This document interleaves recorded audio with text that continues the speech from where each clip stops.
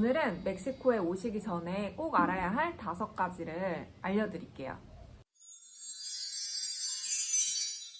멕시코에서 운전을 할 때 가장 먼저 알아야 할 단어가 뭘까요? 바로 토페라는 건데요. 이 토페라는 사인이 보이면 그 다음에는 곧바로 무시무시한 과속방지턱이 기다리고 있어요. 과속방지턱이 뭐가 그렇게 무시무시하냐라고 생각을 하실 텐데 이 과속방지턱이 우리나라 거랑은 약간 차이가 있어요. 우리 한국의 경우는 얕고 넓어요. 그래서 이렇게 스무스하게 넘어갈 수가 있는데 멕시코의 과속방지턱은 색깔 자체도 아스팔트랑 똑같고 되게 좁고 높아요. 그래서 속도를 줄이지 못하고 토페를 만났을 경우에는 잘못하다가는 타이어가 펑크 나는 경우도 있다고 하더라고요. 그래서 굉장히 차량의 손상이 심할 거예요. 멕시코 사람들도 굉장히 운전할 때 속력을 많이 내는 편인데 갑자기 속도를 엄청 줄이는 상황이 있거든요. 그게 바로 토페를 만났을 때예요. 정말 살살 길 정도로 이렇게 넘어가곤 하거든요.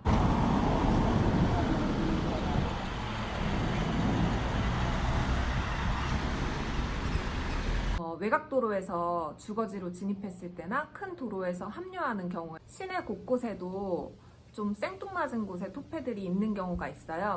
굉장히 안 보여요. 어디 가려져 있거나 사인이 작기 때문에 일반 도로나 좁은 도로를 운전하실 때는 항상 속도를 좀 줄이시고 도로 표지판을 잘 살피면서 운전을 하시는 게 좋을 것 같아요.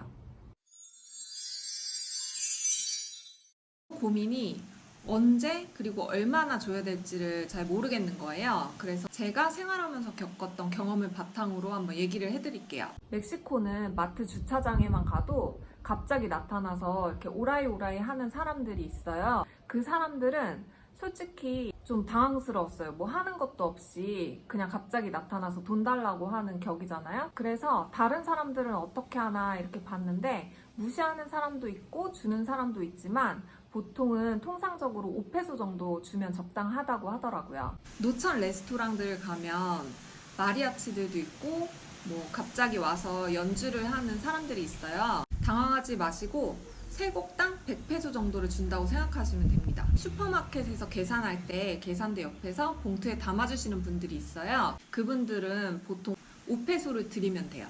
마트에서 나와서 이제 주차장까지 옮겨주고 트렁크에 물건을 실어주시는 분들이 있는데 그분들은 10페소, 그리고 주유소에서 주유를 하고 나면 10페소 정도 주면 됩니다. 운전하고 가다가 신호에 걸리면 갑자기 나타나서 창문을 닦는 사람들이 있어요. 파나마도 그런 사람들이 있는데 보통은 안 닦겠다고 하면은 가거든요. 저희가 마사틀란이라는 도시에 갔다가 그 옆에 테픽이라는 도시에 잠깐 들렀었어요. 근데 그 테픽이 멕시코에서도 좀 위험한 도시에 속하더라고요. 근데 거기서는 그냥 의사와 상관없이 신호등에 걸린 제일 앞차한테 비눗물을 붓고 그냥 닦아요. 그 다음에 돈을 달라고 요구를 하거든요. 근데 저희가 사거리 신호등에 제일 먼저 걸렸어요. 근데 무작정 들이붓고 돈 달라고 해서 10페소를 줬어요. 무서우니까. 그리고 나서 또 출발을 했는데 다음 신호등에서 또 저희가 맨 앞에 섰어요. 그러니까 어김없이 나타나서 또 비눗물을 들이붓는 거예요. 그런 사람들이 매 신호등마다 있어요. 근데 저희가 3번을 연달아 걸렸어요. 저희 창문은 이미 깨끗한 상태인데 3번을 연달아서 창문을 닦고 10페소씩 준 적이 있었거든요. 그래서 그때 이후로 그냥 차 안에 5페소나 10페소짜리 동전을 항상 가지고 다녀요. 어떤 일이 일어날지 모르니까. 네, 메리다는 다행히 그런 일이 없는데 혹시 멕시코의 다른 도시를 여행하시게 된다면 그런 일을 겪어도 당황하지 마시고 그냥 창문 닦고 돈을 주시는 게 나을 것 같아요.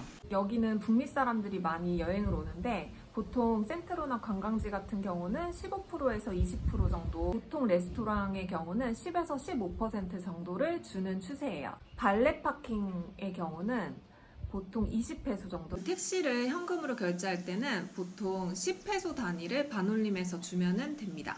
호텔 메이드한테는 매일 30페소 정도, 그리고 벨보이한테는 가방당 10페소 정도가 적당합니다.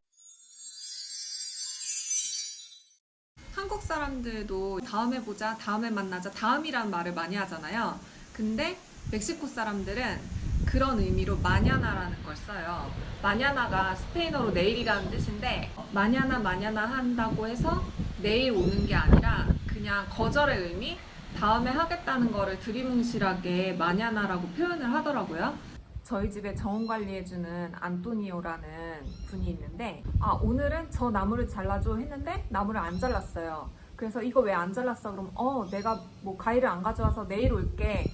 그래서 저는 진짜 그 다음날 하루 종일 집에서 기다렸거든요. 근데 안 와요. 그리고 묻혀지는 거예요. 그게 알고 보니까 그냥 다음에 할게 라는 얘기를 그렇게 많이 하나라고 표현하는 거더라고요. 그리고 저희 집에 수리할 것들이 있어서 이제 관리사무소에 요구를 하면 뭐 내일 갈게 라고 얘기를 해요. 근데 그 다음날 안 와요. 근데 이런 일이 정말 처음에는 되게 속 터졌거든요. 근데 정말 다행인 건 그냥 마음을 비우고 기다리고 있으면 잊어버리지는 않고 오더라고요. 또 한 가지 이 마냐나랑 연관이 되는 게 시간관념인데요. 이거는 현지 사람한테 들은 얘기인데 약속 시간도 30분 정도는 늦는 게 당연하다고 생각을 한대요. 너 왜 이렇게 늦게 왔어? 라고 하면 아니 뭐 늦는 게 대수야. 왔으면 됐잖아. 제 성격 되게 급하다 라고 생각을 해서 멕시코에서 그냥 저희가 건강하게 살려면 마냐나라는 태도 그리고 좀 약속 시간에 늦는 이런 약간 느긋한 태도를 저희가 그냥 받아들이고 살아야지 될 것 같아요. 한국의 경우는 주민센터에 전입신고를 하면 주민등록증이나 등본상으로 거주하고 있는 주소를 확인할 수 있기 때문에 뭐 별도의 주소 증명을 요구하는 경우가 없는데요. 멕시코에서는 은행 계좌를 만들거나 뭐 자동차를 사거나 생활에 필요한 기본적인 활동을 할 때마다 꼭 필요한 게 주소 증명 서류예요. 사전 답사를 처음에 왔을 때 은행 계좌를 제일 먼저 오픈을 하고 싶었는데 그때도 저희는 임시거주 비자가 있었기 때문에 뭐 신분상의 문제도 없었는데 주소증명 서류가 없어서 굉장히 애를 먹었던 적이 있는데요. 인정되는 주소증명 서류는 본인 이름과 주소가 기재된 서류여야지 되는데 보통은 CFE 정기세 고지서가 가장 많이 쓰이고요. 수도세, 뭐 인터넷 요금, 전화 요금 이 정도의 고지서를 사용을 하고 있어요. 저희도 처음에는 이렇게 거주지가 일정하지 않으니까 에어비앤비에 상당 기간 묵었었는데요. 이민국에서 레터를 써줘서 거주를 확인받을 수 있는 서류 같은 게 있더라고요. 그래서 그런 거를 대체로 받아주는 일부 은행이나 뭐 자동차 등록소 같은 게 있기는 한데 또 발급받기가 되게 번거롭고 까다로워서 많은 시간이 소요가 되고요. 그리고 이 방법은 굉장히 집요하게 파고들지 않으면 보통의 사람들은 가르쳐주지도 않고 잘 몰라요. 그래서 가장 편한 건 멕시코에서 가능한 빨리 주소증명 서류를 확보하는 게 중요하고 보통은 집을 렌트해서 살다 보니까 내 이름이 기재된 주소증명 서류를 제가 가질 수 없는 경우가 있어요. 그래서 그거는 렌트하기 전에 꼭 확인을 하고 진행을 하셔야 될 것 같아요. 여행을 다닐 때 나라마다 전압하고 콘센트 모양이 달라서 멀티 어댑터 하나쯤은 다 요즘 가지고 다니시잖아요. 일본은 뭐 100V, 우리나라는 220V. 대부분의 나라는 표준 전압이 일정하게 정해져 있잖아요. 멕시코 전압과 콘센트를 인터넷에서 찾아보면 120V 전압의 A형 콘센트로 나오는데 실제로는 지역마다 다르기 때문에 꼭 오시기 전에 확인을 하셔야 돼요. 메리다의 경우는 220V의 B형 콘센트를 쓰는데 일부 구시가지에는 아직도 120V를 쓰는 곳도 있어서 가전제품을 사거나 저희 전기 신청할 때도 120, 220 이렇게 선택하는 난이 있더라고요. 그래서 항상 어떤 전압, 어떤 콘센트를 쓰는지를 주의 깊게 생각을 해야 될 것 같아요. 앞으로도 제가 멕시코에 살면서 하나둘씩 알아가는 생활의 노하우, 뭐 신기한 점, 재미있는 점 그런 것들을 하나둘씩 여러분과 공유할 테니까 제 채널 많이 구독해 주시고 잘 봐주시기 바랍니다. 감사합니다.